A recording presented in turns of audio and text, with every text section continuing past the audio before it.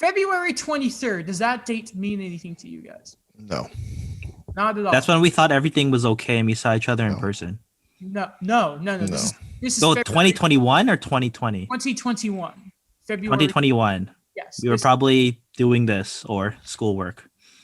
That was the last time the Sabres won a game. Wow. February 23rd. And it was a 4-1 win over New Jersey.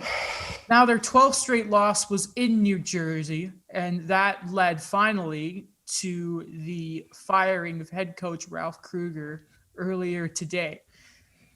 Before we get straight into this, do you guys know who scored the last goal of Ralph Krueger's tenure as the Sabres coach? I do.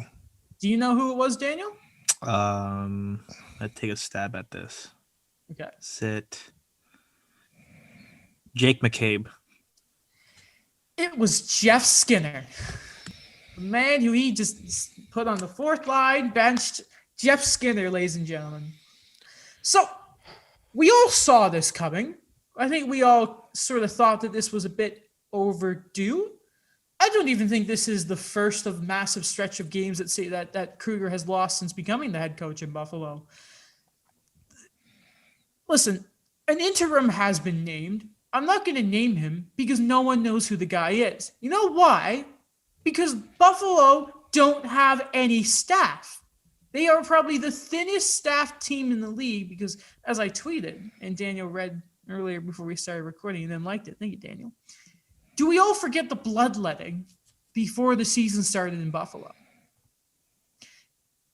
How? And again, it looks more and more likely that Jack Eichel is gone. Like he is not going to play another game in the Sabres uniform. How do you fix things there? Like what happens next for Buffalo? There's two sides. Like you can't. Like right now it is very difficult. We're halfway through the season. What is possibly going to change? If this is why for me there's two sides here. It's I don't know, like, why did you, like, what is the point? Like, okay, so I get it. You're getting rid of Ralph Krueger for the sake of getting rid of Ralph Krueger, because clearly he has lost the room. He has lost 12 straight games. He has lost everything. But who is going to come in here and clean up this mess? No one's going to do it this year. They can't afford it. Oh, sure, but it's the summer. What head coach in their right? Like we already saw, Gerard Gallant didn't even want to go to New Jersey because for whatever reason, probably something to do with having to start from the bottom once again. Why would he go to Buffalo?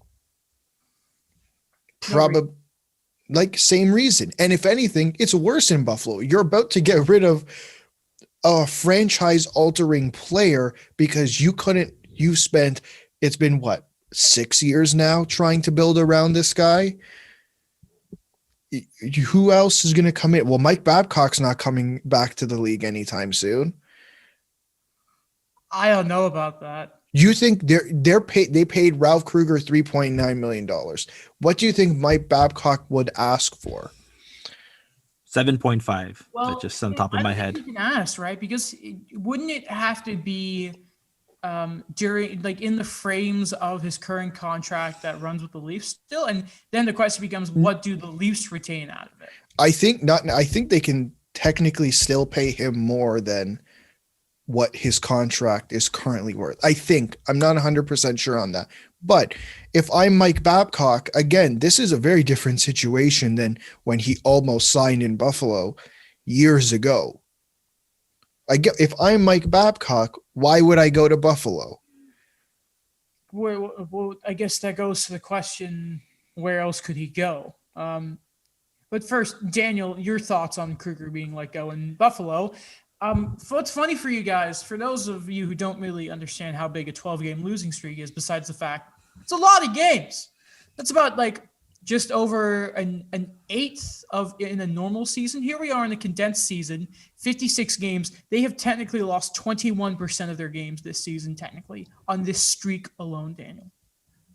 Yeah, and we've mentioned it before, where I think the funny thing is we talk about the support system of Connor McDavid, but then we think about Jack Eichel and how nice does it look in Edmonton comparatively to what's going on in Buffalo? Because my first instinct is, all right, you messed up, you built something on shaky foundation really anywhere in the organization. So it's all about gutting everything and rebuilding. But again, that's the same narrative they've had the last 7 years, that they went for the higher picks. They went for, different approaches in coaching, different approaches in management. And it's the same result every time. That I don't understand what it is. It is just like the whole culture of it everywhere, because I look at this where it's a team that I think that they have their blessings here and there,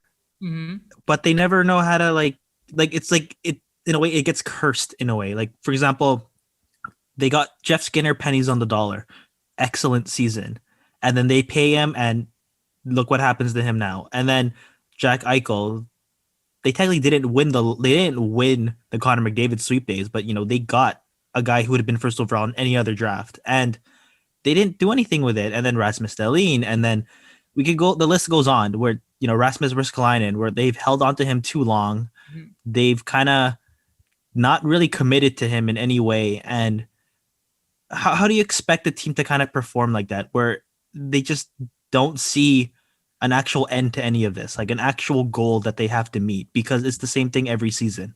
Think of it like, sorry, go ahead, Alex. No, go. Think of it like this now.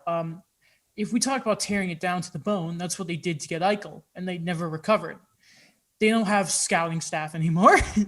They don't have developmental staff anymore. Where does it go now? Well, oh, sorry. Go. No, that was Nowhere. yeah. The thing is, they are so far behind and they are so down the lineup. Look at how they've ran how the organization has been run over the last few years. It's not been filled with people who have experience. Like, I'm sorry, like, I'm all for giving people new opportunities here, but Kevin Adams has no assistant general managers. So, like, Jason Botterill was never a general manager. I understand he worked under Jim Rutherford for that period of time, but there's a difference between being an assistant general manager, whether you're the scouting guy or whether you're the Wilkes-Barre, Scranton Penguins guy, and being a manager, general manager, negotiating contracts worth millions of dollars. There's a difference there, right? And we've seen it multiple times in the past. What they should have done, what the Pegula should have done before, is put someone with major experience to deal with this. Just like the Leafs did it with Lou Lamoriello, just like teams have done it in like the Oilers did with Ken Holland. Put someone in there who knows what they're who's had some type of experience. You can't throw a new guy in there and expect everything to magically fix itself. A president of hockey ops, like a Brian Burke, for example, would actually be a really, really good fit there. If Ottawa couldn't get one, though, what chance do Buffalo have now? And Exactly. with no money.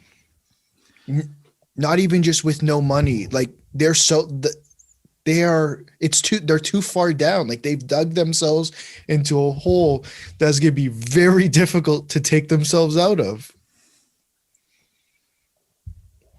It's been like a history thing with them, though. Like, the Sabres have just been, it's been happening to them for like how long, where I realized that, 11, 15 years ago, they did have a solid core, but again, like, these guys left and then they rode on Ryan Miller way too long. And then even if you go further back to it, they had Dominic Hasek in his prime.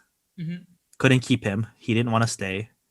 And it's just another thing where these guys never really want to commit there. And I'm not saying, Jack Eichel, I really applaud him for what he's been able to do there the last 6 years, what he's been able to kind of kind of like, have those elite numbers despite the lack of support, despite the fact that you don't really have any stability there because the roster keeps changing, the coaches keep changing.